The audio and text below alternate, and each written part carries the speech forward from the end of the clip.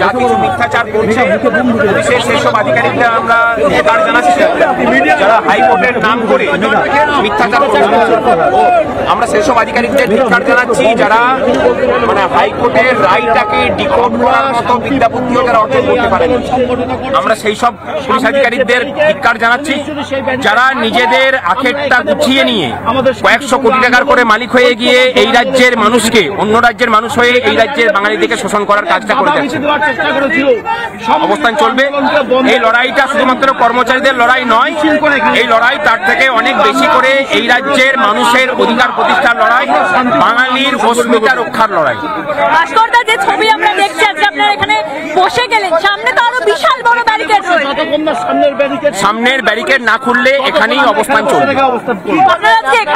এখানেই অবস্থান চলবে যতক্ষণ পুলিশ ইয়ে করতে পারে। আমরা অসীম ধৈর্য নিয়ে এসেছি, বিগত 3 বছর ধরে আমাদের আন্দোলন চলছে শহীদ মিনারে, ওরা তার থেকে বেশি দিন ধরে বসে আছেন। সুতরাং আমাদের বসে থাকা নিয়ে পুলিশ কতদিন বসে থাকতে পারবে কিনা সেটা ঠিক করুন।